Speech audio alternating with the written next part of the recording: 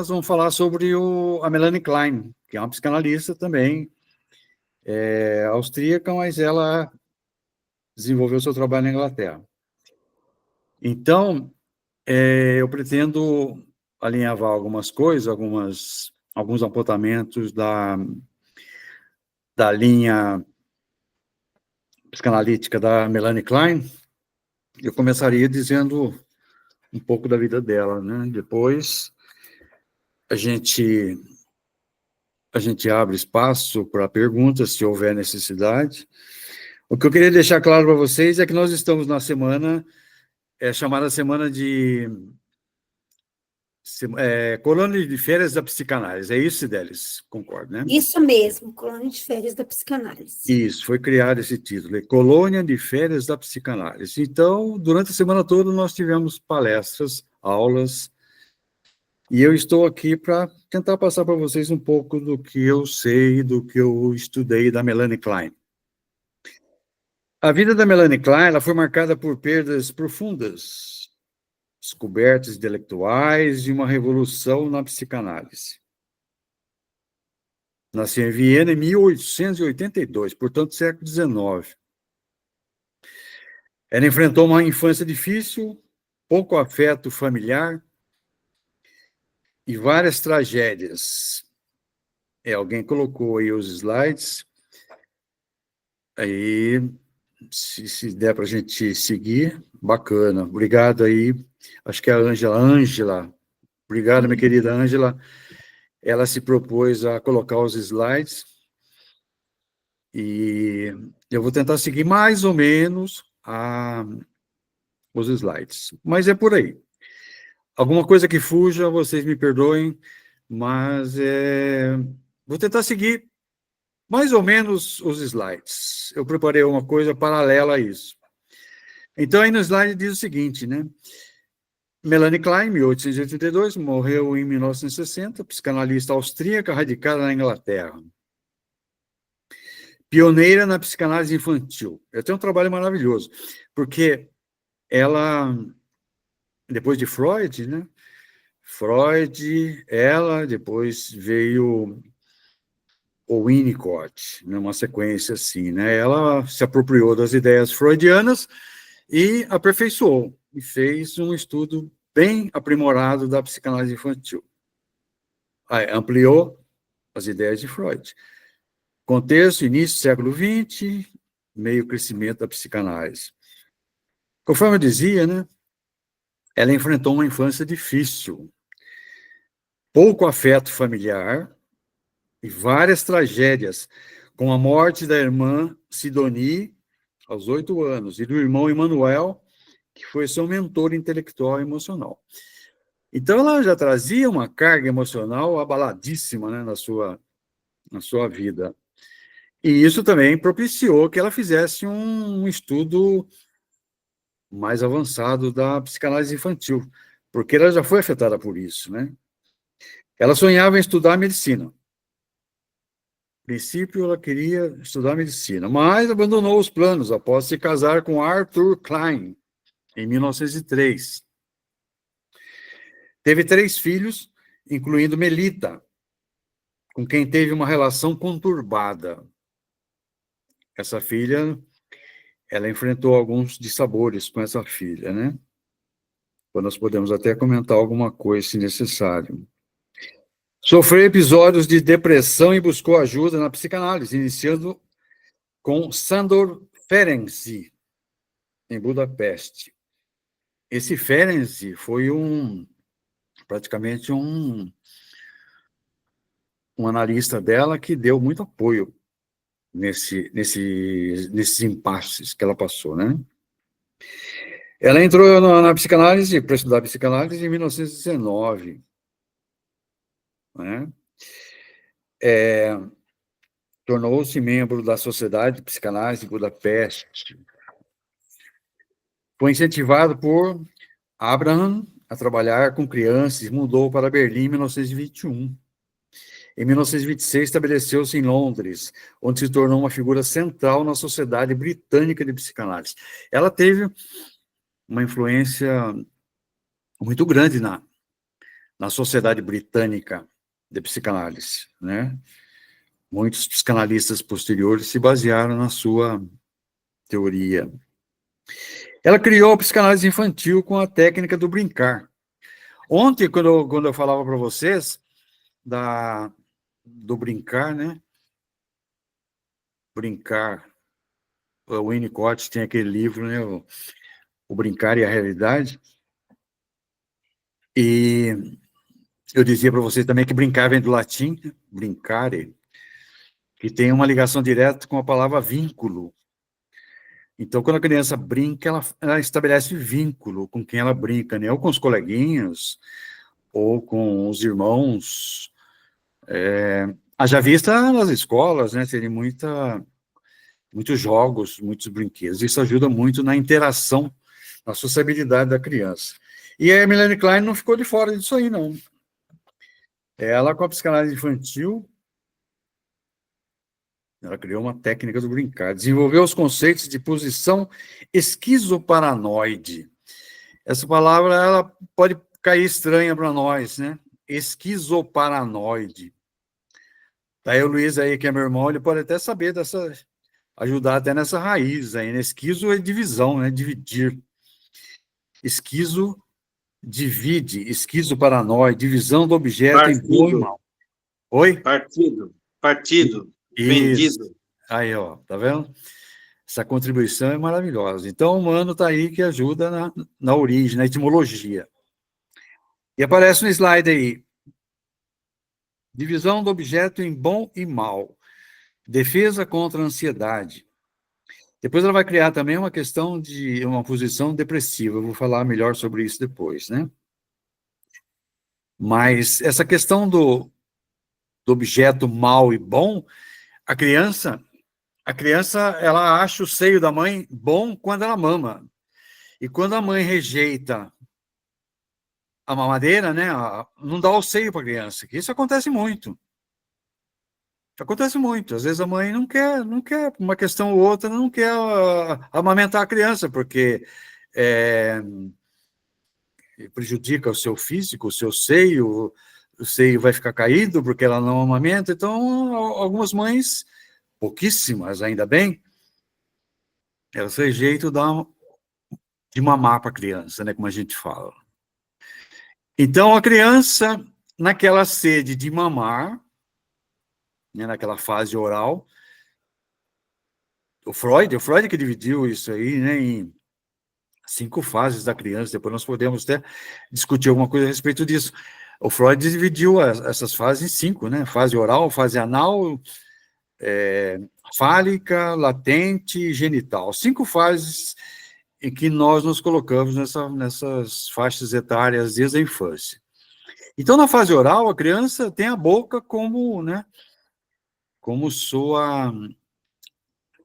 Eu não vou usar a palavra ferramenta, mas como assim, como um objeto para que ela use outro objeto, que é o seio da mãe. Então, se a mãe não dá de mamar para a criança, esse seio é mau. E se ela mama, o seio é bom. Então, tá aí o que ela chama aqui? De novo essa palavra? Esquizoparanoide, né? Essa posição dividida aí. Mais para frente, né? Ela teve já disse da filha Melita, ela teve uma relação difícil com a filha Melita, que se tornou sua crítica. A filha começou a criticar a mãe. Enfrentou resistência dentro da psicanálise, especialmente de Anna Freud. Anna Freud é filha de Freud, que dava contrapartida, discutia, contrariava, enfim. Ela não se deu muito bem com essa moça, né? Com a Anna Freud.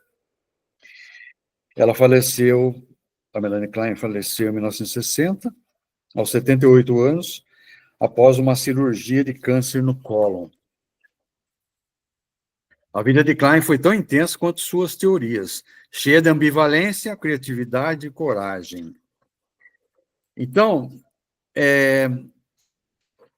eu gostaria de acrescentar uma coisa nessa minha fala, que A psicanálise kleiniana, podemos chamar assim, né? Kleiniana, é uma vertente da psicanálise desenvolvida por ela mesma, né, Melanie Klein, que revolucionou o entendimento do mundo psíquico infantil, introduziu conceitos fundamentais para a clínica e teoria psicanalítica. Quais as principais características da psicanálise dela? Né? Psicanálise kleiniana. Ela tinha um foco no mundo interno. Klein acreditava que desde os primeiros meses de vida o bebê já possui um mundo psíquico ativo, povoado por fantasias inconscientes e objetos internos. Ela vai trazer para nós uma questão muito interessante das fantasias, né? E ela usava esse aspecto fantasioso da criança que, de certa forma, influenciava no comportamento delas, né? E isso que eu disse para vocês, né, das posições, em vez de fases que o Freud criou, as 5 fases, a Melanie Klein, ela cria posições, né, que são essas 2 posições, a esquizoparanoide, que eu já disse um pouco, e a posição depressiva. No que consiste a posição depressiva, né? Envolve integração dos objetos culpa, desejo de reparação e ansiedade depressiva. É muito comum, às vezes, nós vermos crianças que fazem, por exemplo, uma arte, né? E depois ela pede desculpa, não pede desculpa, mas ela mostra para a mãe como se fosse um arrependimento, né? Ela se arrepende de ter feito aquilo, com medo de perder o amor da mãe. Então, quando a Melanie Klein traz isso para a gente, ela diz que o bebê se relaciona com partes de pessoas, né? Uma parte da pessoa é o seio da mãe. E, de certa forma, ela percebe o seio, mas não percebe o todo, né? A mãe toda. E ela faz uma alusão ao mecanismo pelo qual o bebê projeta partes de si em outro objeto, tentando controlar ou modificar esse objeto. A Klein propôs também que o superego surge muito antes do Édipo, diferente do Freud, né? O Freud dizia que o complexo de Édipo ele aparecia na fase fálica, né? A Melanie Klein já dizia que isso vem bem antes, né? A criança já demonstra bem antes essa questão. E ela foi pioneira, Melanie Klein foi pioneira na técnica do brincar. Ontem eu falava do Winnicott, né? O Winnicott também fala do brincar. Na verdade, os dois dialogam, né? Há uma semelhança teórica entre os dois, né? O Winnicott e a Melanie Klein, com relação a esse brincar da criança, né? Klein foi a pioneira na análise de crianças pequenas, usando brinquedos como meio de expressão simbólica das fantasias inconscientes. É muito usual, né, quase costumeiro, a gente, né, dá brinquedo para criança, boneca, carrinho para o menino, boneca para a menina, enfim, roupinhas, criança brinca com panelinhas, com fogãozinho. Essas brincadeiras todas, esses instrumentos, esses objetos, né, são objetos que ligam a criança à realidade do seu entorno, né? Ligam à realidade do seu entorno. Ela vê isso em casa, né? À medida que ela vai crescendo, ela vê isso em casa. vê o fogão na cozinha, vê as pessoas, então ela vê as roupinhas. E a Klein dizia que essa abordagem da criança, né, com relação às suas fantasias, com os brinquedos, ela dizia que isso aí, ela tinha acesso, enquanto psicanalista, ela tinha acesso aos conteúdos mais profundos que a criança trazia no seu inconsciente, né? Mesmo sem o uso da linguagem verbal. A criança não fala, né? No comecinho a criança não fala, ela vai aprender a falar mais para frente. Mas ela demonstra nos seus atos, nas suas atitudes. Eu mostrava ontem para vocês aquele desenho, né, que uma paciente minha de 6 anos fez. Então, às vezes, a criança mostra através dos seus rabiscos, dos seus desenhos, né? Demonstra no seu rostinho, né, na expressão não verbal. Então, a Klein fala disso, que muito antes da linguagem verbal, a criança já demonstra suas fantasias, né? A psicanálise kleiniana influenciou vários psicanalistas posteriores, como Bion, Hannah Segal, Beth Joseph, e formou uma escola sólida dentro da Sociedade Britânica de Psicanálise. Suas ideias são amplamente utilizadas na clínica com crianças, adultos e pacientes psicóticos. Então, nós, psicanalistas, quando estudamos Freud, Winnicott, Lacan, Melanie Klein, nós conseguimos estabelecer paralelos, né, estabelecer umas ligações entre as ideias deles todos, né? O pai da psicanálise é o Freud, Sigmund Freud, todo mundo conhece, né? Mas depois os posteriores, né? Primeiro Freud, depois Lacan, Winnicott, Melanie Klein, depois vieram outros, tem os modernos, mas todos eles foram aperfeiçoando as suas teorias, né? A Melanie Klein, quando ela fala da esquizoparanoide, ela diz que é uma fase psíquica primitiva marcada por cisão, né? Nós já falamos isso aí, já foi falado aqui, que é partilha, divisão, cisão, projeção e ansiedade persecutória. Ela aparece nos primeiros meses de vida, mas pode se reativar em situações de estresse ou sofrimento emocional ao longo da vida. Então, nós não podemos deixar de lado que muito da nossa infância, muito dessa fase nossa, dessas fases, dessas posições nossas, né, interferiram no nosso cotidiano adulto, né? Às vezes nós passamos por alguns conflitos na atual conjuntura, e isso tem lá a sua base no início da nossa vida, né? E há pessoas que não aceitam, né? Há pessoas que não aceitam que no comportamento infantil tem influência na vida adulta. Sempre tem.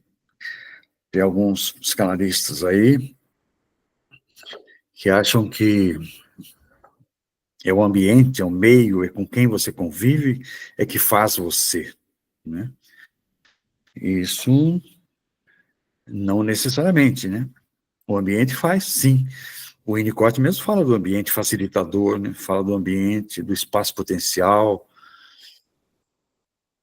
fala a Klein não usa a expressão do Winnicott suficientemente boa ou insuficientemente boa, mas ela usa outros adjetivos para se referir à mãe também, né?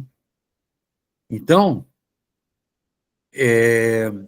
o que acontece, né?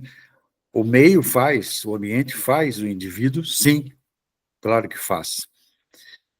Ele interfere, né? Porque você está sempre se relacionando com os outros. E nós não vivemos sozinhos, nós vivemos cercados, né? Um bebê que alterna entre amar e odiar o seio materno, quando é alimentado, o seio é bom. Quando sente fome, o seio vira mal. Já disse isso, né? É bom que repitamos isso. Crianças que dividem o mundo em extremos, por exemplo, a professora é má porque me chamou a atenção. Meu amigo é perfeito porque me emprestou o brinquedo. Então, essas alusões, né, essas frases, esses comportamentos, eles são comuns numa criança que está numa fase de formação de sua personalidade, né? Formação de sua identidade. Isso na infância, né? Acontece na infância, às vezes você faz uma desobediência, né? A mãe, você pede desculpa para a mãe. Oh, mãe, desculpa, porque você tem aquela sensação de que a mãe não vai gostar daquela atitude e não vai amá-la ou amá-lo mais porque ela fez aquilo. Por exemplo, né? Fazer xixi na cama, ou fazer cocô. Né? Há, há crianças que, nessa faixa etária, nessa fase da vida, uns 3 anos, 4 anos, fazem cocô e oferecem o cocô para a mãe como se fosse um presente. Por que isso, né? Porque é parte dela. Então eu vou agradar minha mãe com esse presente. E é uma coisa que pode fugir da nossa aceitação, da nossa visão, mas é assim que funciona na fantasia da criança, né? O que acontece com os adultos? O que acontece com os adultos, né? Pessoas que idealizam ou demonizam os outros com facilidade. Um chefe, às vezes, é visto como salvador ou como perseguidor, sem nuances, né? Ah, meu chefe está me perseguindo. Eu acho que esse camarada não gosta de mim, né? Quando a pessoa se dirige a outra e faz alguma afirmação negativa, né? Ou, como foi dito lá no começo, o Mano falou aí sobre a construtiva, uma crítica construtiva, né? Às vezes a crítica construtiva ela vem de uma maneira de maneira honesta do outro, né? Essa crítica construtiva. Como é que eu aceito isso? Como é que bate em mim isso? Então eu posso falar, esse camarada está falando mal de mim. Ou às vezes você vê alguém cochichando ao seu lado, você vai, estão falando mal de mim. Essa atitude, esse pensamento persecutório, e vem lá desde a infância, né? Ó, fulano não gosta de mim. Então você acha, você fantasia isso, né? Fulano não gosta de mim, porque está agindo dessa forma. Não é assim que funciona, né? Então, relacionamentos marcados por desconfiança extrema, onde o parceiro é visto como ameaçador, mesmo sem evidências concretas. Isso não é difícil acontecer num relacionamento do casal, né? Vejam bem, meus queridos ouvintes e assistentes, né? Por exemplo, né? O casal, o marido sai, eu vou sair, eu vou tomar uma cerveja com os meus amigos, eu vou sair, eu vou ao campo de futebol, vou assistir uma partida e tal. A mulher já fica pensando, não, ele vai me trair. Ou vice-versa. Ou vice-versa. Isso acontece, né? Essa coisa desconfiança extrema. Então, sem evidência concreta, não tem, porque você traz isso, né? É natural do ser humano? Não é natural do ser humano. Isso foi sedimentado ao longo da sua vida. Dificuldade, tem pessoas que têm dificuldade em lidar com críticas, né? Qualquer comentário é vivido como ataque pessoal. Aí gera reações defensivas intensas, né? Então, Isso acontece em todos os setores da nossa vida. No dia a dia profissional, na vida familiar, na escola. Às vezes o aluno fala, esse professor não vai com a minha cara, né? Só me dá nota baixa. Mas, se ele analisar um pouco profundamente, ele vai ver que ele não está estudando. Tu tirou nota baixa porque eles não estão estudando. Não é o professor, né? Tem um filme muito interessante que mostra um pouco dessa questão, né? O filme Psicose, com Norman Bates, mostra a cisão entre a mãe boa e a mãe má. Mostra bem essa questão. No Coringa também, o filme Coringa, mostra a fragmentação do ego, perseguições imaginárias e ataques projetivos ao mundo externo. Então, nós temos vários filmes que mostram isso, né? Falando da posição depressiva, eu falei da posição... deixa eu ver aqui, no slide, está mostrando aí o slide... Foco na sexualidade, fases psicossexuais. Ah, tá. O Freud, ele focava, né, na sua teoria, na sexualidade e nas fases psicossexuais, aquelas 5 fases que eu disse para vocês. A Melanie Klein dá ênfase no mundo interno da criança e suas fantasias inconscientes. Há uma diferença na abordagem do complexo de Édipo de Klein, que veio depois, né? Para Klein, no início da vida da criança. Bom, com relação à posição esquizo, né? Alguma coisa que eu já disse, eu vou falar sobre a posição depressiva agora, né? Que são as 2 posições que a Klein admite. Na posição depressiva, o nome até é familiar, né? Depressão. Vira e mexe, a gente fala, fulano está em depressão, né? Estou em depressão. O que é depressão? Segundo a Klein, é uma fase crucial no desenvolvimento psíquico infantil que surge por volta dos 4 a 6 meses de vida. Olha só, de 4 a 6 meses de vida, posição depressiva.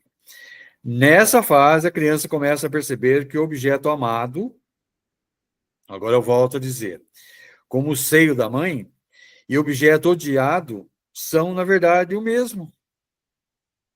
O mesmo objeto que ela ama, ela odeia. Então, essa dicotomia aí, essa divisão, essa cisão aí, né, tá na verdade, gerando culpa, angústia e desejo de reparação. Eu vou dar um exemplo para vocês. Um exemplo dessa questão da reparação. Uma criança que bate no irmão, depois tenta consolá-lo, oferecer um brinquedo, sinal de desejo de reparação. Então, ela bate no irmão e vai lá falar, tá aqui um caminhãozinho para você, tá um brinquedinho, para tentar aliviar, amenizar aquela agressão que ele usou com o irmãozinho dele. Tá?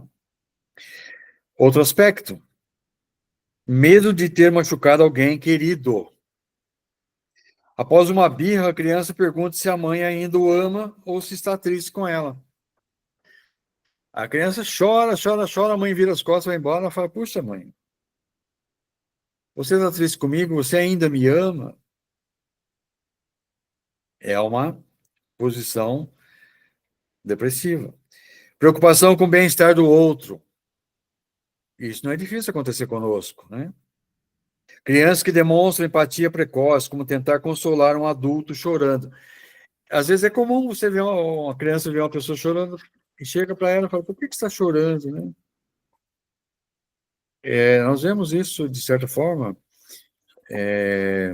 em ocasiões, né? Uma discussão que há em casa, alguma coisa, a mãe chora, o irmão mais velho chora, e a criança pergunta, por que você está chorando, né? Brincar de médico, alimentar bonecos ou cuidar de bichinhos pode simbolizar o desejo de reparar danos imaginários. Olha só, Que interessante isso, né?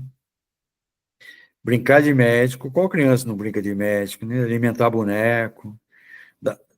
Aliás, atualmente, a quantidade de brinquedos, né, que existe por aí é coisa impressionante. Apesar que hoje nós estamos vivendo uma fase muito esquisita, né? Hoje as telas, os celulares estão tomando conta desse espaço, né? Então, até uma discussão, em outros países aí na Europa, tem uma discussão, né, de retirar essas telas da escola, os primeiros anos da infância, para tirar essa ligação direta com as telas, né? Dar um brinquedo, outros brinquedos, jogos, né? Jogos que desenvolvam parte cognitiva da criança, que provoquem mais senso motor. A Finlândia, por exemplo, é um país que tá se preocupando com isso, está tirando as telas da escola dos primeiros anos para forçar a criança a escrever, usar o lápis, usar a borracha, sabe? Escrever, para desenvolver a parte motor da criança, a parte cognitiva, né? Você está movimentando, porque você fica com... Eu vejo, né? Eu vejo algumas crianças, 3, 4 anos, com o celular na mão, ficam embevecidos com o celular, ficam... Ai de quem tira esse celular da criança. Arrumar uma encrenca danada. Então, nós estamos vivendo isso no nosso dia a dia, no nosso cotidiano, e quando eu vejo a teoria kleiniana, essa teoria winnicottiana, eu percebo, né? Puxa vida, como vale a pena a gente dar uma olhada nisso, né? Para tentar resgatar algumas coisas, enquanto há tempo, né? Tem um filme também, Quarto de Jack. O menino Jack elabora a perda e culpa pela situação traumática, tentando proteger e cuidar da mãe. O Quarto de Jack é um filme interessante. Outro filme, Coraline. Após desejar uma mãe melhor, Coraline enfrenta a culpa e tenta reparar o vínculo com a mãe real. Toy Story, um filme conhecido aí. Woody sente culpa por ter causado sofrimento a Buzz e tenta reparar o vínculo. É a palavra vínculo que eu disse no comecinho da fala para vocês. Uma metáfora da posição depressiva. Então, existem alguns filmes que mostram para a gente essa questão psicanalítica, né? Netflix, às vezes, você acha esse filme. A criança começa a integrar os objetos bons e maus, percebendo que suas fantasias agressivas podem ter consequências. Aos poucos, ela vai percebendo isso, né? Surge aí uma ansiedade depressiva diferente da persecutória. Agora, o medo é de ter ferido ou perdido o objeto amado. O ego se torna mais integrado. E a capacidade de amar e respeitar o outro como separado de si começa a se formar. Então, a base da criança, né, na infância, tudo isso acontece lá e vem desenvolvendo nas fases, nas posições, nos comportamentos, nos relacionamentos, e isso tem repercussão na vida adulta, de certa forma, né? Eu vou, antes de... Faltam 15 minutos. Deixa eu ver aqui uma coisa. A fundadora da chamada psicanálise kleiniana influenciou fortemente as escolas britânicas psicanálise. Inspirou analistas como Wilfred Bion e Hanna Segal, uma polonesa. Gerou controvérsias e debates intensos com Anna Freud. Já disse isso para vocês, né? O Ângela, esse slide aí, que slide que é esse? Será que é o penúltimo, né? Mas eu vou citar para vocês uma historinha para ilustrar isso que eu estou falando, né? Uma menina chamada Luna, isso aqui é fictício, tá? É uma historinha fictícia. Não existe essa Luna. 5 anos a menina. Luna é uma menina muito criativa que adora desenhar, cuidar dos seus bonecos e inventar histórias. Um dia, no momento de raiva, ela rasga o desenho que havia feito para sua mãe. Logo depois, vê a mãe triste e começa a chorar. Então, exemplo típico da teoria que nós estamos... a Alana diz que a esquizofrenia é hereditária e genética. Muito bem. Esquizofrenia. Nós temos, né? Eu tenho um paciente que é esquizofrênico, exatamente as reações são essas, né? Luna imagina que com aquele ato destruiu o amor da mãe, né? Rasgou o desenho. Ela acha que a mãe, ela perdeu o amor da mãe. Não apenas o desenho. Ela sente que fez algo terrível e precisa consertar. A criança quer consertar isso aí. De que forma ela vai consertar isso? Muito bem. Coringa era esquizofrênico, verdade. Fantasia inconsciente, né? Luna imagina que com aquele ato destruiu o amor da mãe, não apenas o desenho, ela sente que fez algo terrível.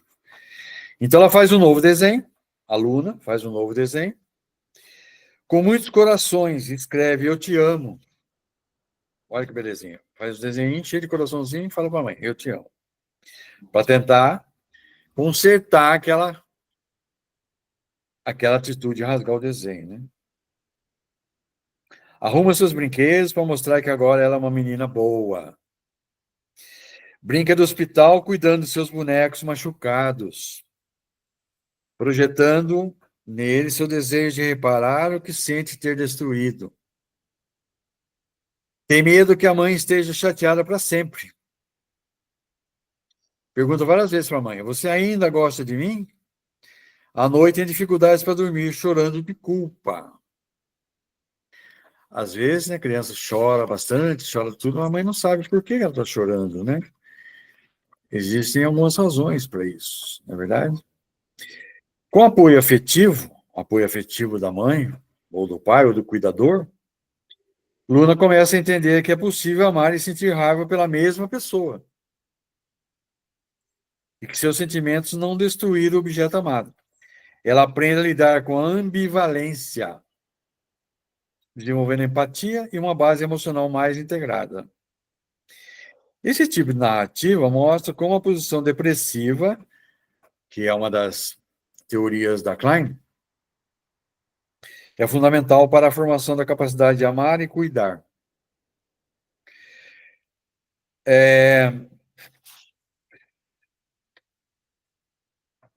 Uma historinha mais para frente, dessa mesma Luna, diz o seguinte: Luna leva seu ursinho favorito, Tobias, para brincar com Theo, no parquinho de diversão. Enquanto brincam, Theo fica com inveja do carinho. Theo fica com inveja do carinho que Luna dá ao ursinho. E no impulso arranca uma das costuras do brinquedo. Provocar a menina, né? Luna fica em choque. Ela chora e corre para longe. Theo, por sua vez, sente uma mistura de raiva, vergonha e culpa. Onde está a fantasia inconsciente do Theo? Ele imagina que destruiu o amor de Luna, assim como Tobias, ou ursinho. A dor que vê no rosto dela o faz sentir medo de ter estragado tudo para sempre. Vejam bem que isso aí não é, às vezes não é uma atitude simplesmente de criança, né? Adultos também se comportam assim, né? Casal de namorado, né? E eu acho que eu estraguei tudo. A gente ouve essa frase, inclusive. Nossa, eu acho que pus tudo a perder, é a frase famigerada. Pus tudo a perder nas relações, né? Com esse gesto meu, e agora? Não vai ter mais recuperação. Já dancei, né? Muito bem. O Theo se aproxima devagar, levando um brinquedo seu. Agora ele vai tentar recompor o que ele fez para a menina, para a Luna. Você pode ficar com o Rex. Ele protege de monstros. Ele tenta curar. Curar Tobias com curativos improvisados e diz: desculpa, eu não queria machucar. À noite fala para a mãe: a Luna está triste por minha culpa. Você acha que ela vai me perdoar? É a criança perguntando para a mãe, né? Luna, por sua vez, reconhece a intenção de reparação em Theo. A menina percebe que o Theo quer se reparar. Ela aceita o Rex, sorri timidamente e juntos criam uma clínica veterinária de brinquedos, onde Tobias é o primeiro paciente. Coisas de criança, mas que reproduzem uma atitude que isso pode desdobrar depois, né? Bom, nessa pequena história que eu trouxe para vocês, Luna e Theo vivem intensamente a posição depressiva, os dois. Enfrentam a ambivalência, a culpa e o desejo de reparar. E mais importante, descobre que a dor pode ser transformada em cuidado, empatia e vínculo. Gente, se nós trouxermos isso para a nossa vida, né? Então, acontece tal qual. Não tem como fugir disso, né? É que nós não paramos para pensar, você não, né? Não é, isso é coisa para psicanalista, né? Como nós. Muito bem. Eu gostaria de passar para vocês uma outra questão, mas eu vou deixar isso para a próxima vez. Eu acho que... Eu coloquei, a Cris Margarete colocou aí o link para o pessoal preencher. Uma lista de presença, né? Isso. Legal. Eu vou deixar agora aberto. Eu agradeço a atenção de vocês. Eu gostaria de saber se alguém quer fazer alguma pergunta, se estão satisfeitos, enfim, procurei fazer o máximo que eu pude dentro das minhas anotações. E só para fechar o assunto, né? Hoje, quinta-feira, falamos sobre Melanie Klein. Amanhã acho que vai ser uma roda de conversa, mas aí são os psicanalistas aí que da Sobrapa. Mas eu gostaria de agradecer a presença de vocês todos, principalmente dos meus irmãos aí que prestigiaram, meus queridos irmãos, Maria Priscila, Luiz Antônio, e todos vocês. Dalva Goldar também está presente aí. Muito obrigado pela presença. Então, a Ângela quer fazer uma pergunta. Vamos lá, Ângela. Sim, se eu bem entendi o que o senhor disse, a Melanie Klein, ela formula uma teoria que a criança vai se desenvolvendo já com uma censura já. Isso. Exatamente. Então, antes mesmo do complexo de Édipo, né? Ela já vem se desenvolvendo e se estruturando através dessa censura. Isso, exatamente. Ela já é como nós falávamos ontem, né? A questão do self verdadeiro, self falso, né? Aquela tendência em você se autocensurar, né? Será que se negativar é uma questão muito comum, né? Às vezes por falta de um elogio do pai ou da mãe ou de quem quer que seja, do cuidador. Hoje nós temos muitas relações, né, de cuidadores. Às vezes não é a mãe que cuida da criança, é outra pessoa. Então uma fala afetiva, uma fala de apoio, isso pode minimizar essa questão, essa autocensura, né? Valorizar, afinal de contas. Tem um conto do Graciliano Ramos, que chama O Cinturão, se alguém tiver a oportunidade de ler um dia, né? Chama O Cinturão. O pai bate na criança com aquele cinturão. Olhe bem que a palavra, né? Cinturão, aquele cinto que é pesado, ele tem uns grilhões de ferro, não é uma cinta. Nós apanhávamos, enquanto éramos crianças, com cinta, né? Cinta, chinelo, tamanco, etc. Mas apanhar de cinturão, lá no Nordeste é muito comum isso. Então, quem lê esse conto do cinturão, vai perceber, o menino fica acuado atrás de umas caixas, e o pai fala, onde está o cinturão? E o cinturão pendurado na parede. ele queria que o filho dissesse onde está o cinturão e fosse pegar o cinturão para ele apanhar. É um conto terrível, né? Um conto que mexe conosco, porque você, deixa eu ver se eu tenho aqui uma sinopse dele, eu acho que até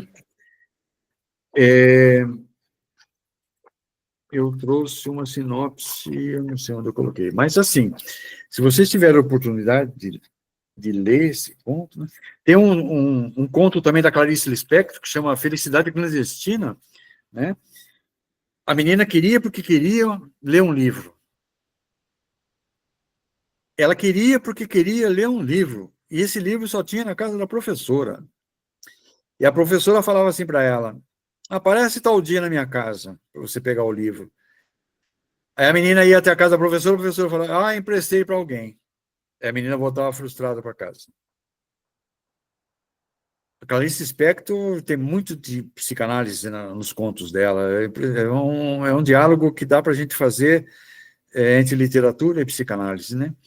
E nessa conversa, professor, desculpe interrompê-lo, a gente fica pensando sempre naqueles desenhos, não sei se vocês conseguem fazer essa comparação, né? Que tinha os desenhos que tinha o diabinho e o anjinho, aí o anjinho manda fazer o bom, aí o diabinho manda fazer o ruim, aí fica aquele conflito, e a gente pensa em Freud quando vê esses desenhos. Exatamente. Eu já entraria no Félix, né? Ele não tinha fala, né, verbal, mas ele expressava nas atitudes deles, o Félix, o gato inteligente, né? A contrariedade, muitas vezes, né? Como alguns desenhos que não utilizam a fala oral, mas a expressão, né, dos personagens. Exatamente. Você disse Como o tudo. Charlie Chaplin, por exemplo, né? Então, o filme exatamente. As expressões visuais, o não verbal fala muito. Esse é comum acontecer conosco, né? Às vezes você está conversando com alguém e alguém torce a boca. Você está conversando com alguém torce a boca, não precisa falar nada. Professor, também, o Freud ele falou sobre o narcisismo primário e secundário, e no narcisismo secundário, como a Melanie Klein foi aí uma discípula de Freud, é que começa a frustração, né?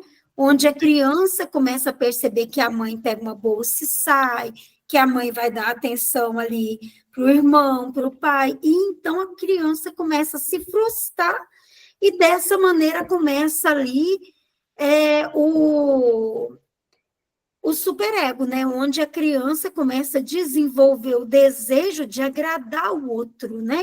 De agradar para que ela seja amada e reconhecida. Exatamente. Ou para a validação também, né? Quando ela é Validação. castrada, né? Ela não tem voz ativa, então ela sempre tem que ser validada pelos outros mais velhos para se achar suficientemente boa em alguma coisa, que muitas vezes ela não consegue saciar, porque se ela for ela mesma, ela será criticada. Certíssimo o que você fala. Eu, quando falava para vocês do cinturão,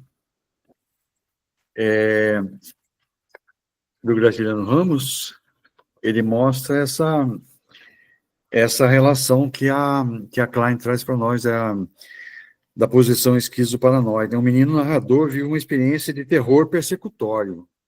Só para deixar mais claro para vocês, né, porque quem não conhece o conto, diante da figura paterna, que o agride sem justificativa clara.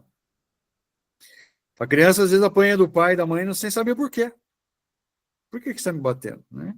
A agressão pode ser verbal também, como tortura psicológica, muitas vezes, né? Ser chamado de burro constantemente, de incapaz, de uma pessoa retardada, de uma pessoa que não tem noção da realidade, que vive à parte. Geralmente isso acontece muito com os PCDs, né? Principalmente com o autista, que eles acreditam que vivem em outro mundo, na verdade não.